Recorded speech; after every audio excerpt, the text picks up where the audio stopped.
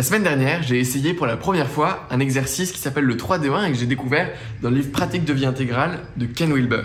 Le but de cet exercice, c'est d'identifier et de travailler sur ses ombres pour les réintégrer. Et cet exercice, il m'a vraiment fait beaucoup de bien. Je me suis senti beaucoup plus léger et conscient à la fin de ce dernier. Bon, ça y est, je vous explique, mais commençons par le commencement. C'est quoi une ombre? Le mot ombre, il fait référence aux aspects de vous-même que vous avez cachés, rejetés, enfouis ou bien projetés sur les autres. C'est aussi ce qu'on appelle l'inconscient caché. Et justement, le problème dans tout ça, c'est que comme ces aspects sont refoulés dans notre inconscient, eh bien ils se manifestent sous des formes pas toujours très positives. En effet, ce sont souvent ces ombres qui vont faire que vous vous sentez super irrité ou en colère contre une personne sans vraiment de raison apparente. C'est souvent également ces ombres qui vont vous créer des blocages ou des peurs irrationnelles envers une action. Par exemple, justement, partons d'une de ces réactions épidermiques que je pourrais avoir et d'un certain blocage qui s'est créé à partir de ce sentiment que j'aime pas. Vraiment, j'ai pas envie de retourner voir mon ami d'enfance, il est déprimant, sa copine contrôle toute sa vie et il a un job de salarié nul. Et ben, ce blocage, c'est une ombre et justement, l'idée, ça va être de venir travailler dessus grâce à l'exercice dont je vous parlais, le 3-2-1.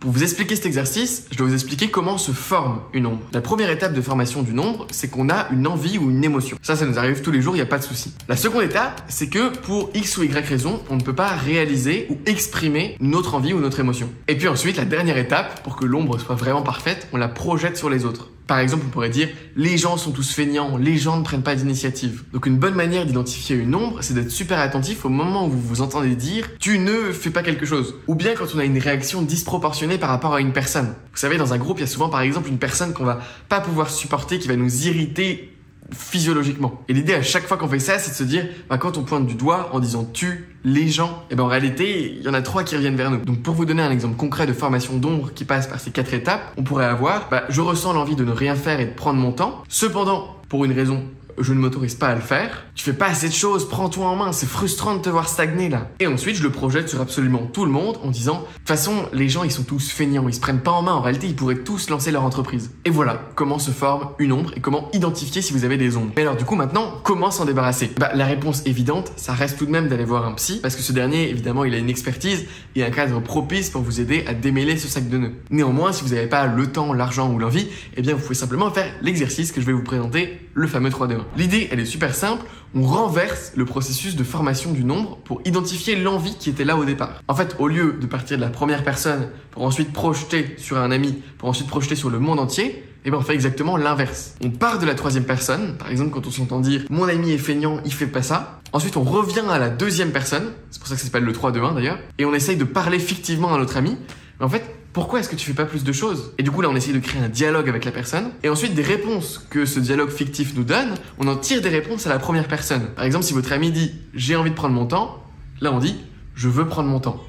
Et ensuite, l'idée, c'est de voir comment ça résonne avec nous. Donc, par exemple, si notre constat à la troisième personne, c'est ça. Mon ami, il est vraiment énervant, il se bouge pas assez, il reste dans son job de CDI qu'il aime pas. Il me parle tout le temps de ses envies, mais il les réalise pas. Sa copine le contrôle complètement. Ok, très bien. C'est le constat, c'est ce que je ressens, c'est ce que je verbalise. Maintenant, l'idée, ça va être d'essayer d'entamer un dialogue avec lui à la seconde personne. Donc, par exemple, pourquoi tu fais pas tes envies, en fait? Et là, vous le laissez répondre fictivement. Je sais pas, parce que j'ai peur d'échouer, en fait. Ok, d'accord, mais pourquoi tu crées pas juste ton entreprise? Je sais pas, parce que j'ai envie de sécurité et que je suis en sécurité dans mon CDI, et ainsi de suite, tant qu'il y a un dialogue à créer. Et l'idée, c'est qu'ensuite, à partir de tout ça, on vient écrire des affirmations à la première personne. Donc, par exemple, j'ai envie de sécurité. J'ai peur d'échouer. Et on voit comment ça résonne avec nous. Peut-être qu'en réalité, on va se dire oh, waouh, en fait, c'est parce que ça me renvoyait ça que de manière négative vis-à-vis de mon ami. Ok, c'est super intéressant. Donc là, vous venez de libérer de l'énergie qui était précédemment destinée à donner de la colère et de la frustration vis-à-vis de votre ami, et vous venez en même temps d'identifier une envie cachée. Donc vous avez toutes les clés en main pour réaliser cette envie-là. Et l'idée, c'est ensuite de faire cet exercice, par exemple, tous les soirs et tous les matins.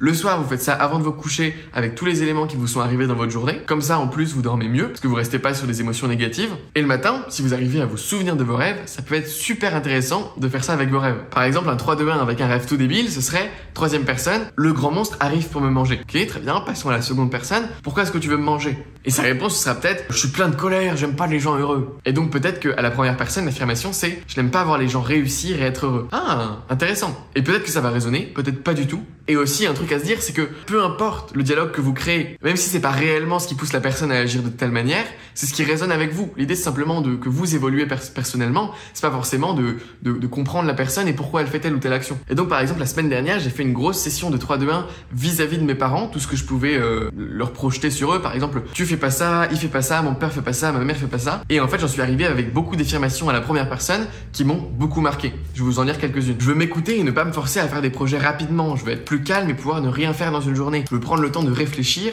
et d'avoir plus de clarté avant d'agir. Je ne veux plus impressionner les autres, mais je veux me faire plaisir. Je peux demander de l'aide aux autres. Ça me fait plaisir de donner un coup de main. Je me sens utile et je fais plaisir à la personne.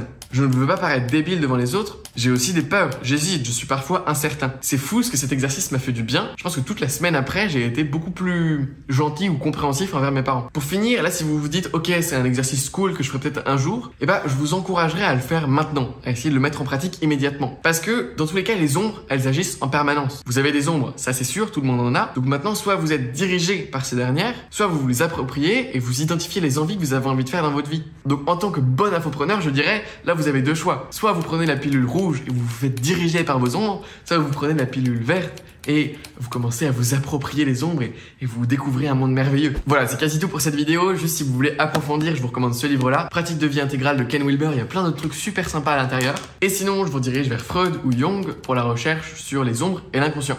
Au fait, c'était une vidéo bonus de ma série d'introduction à l'approche intégrale de Ken Wilber.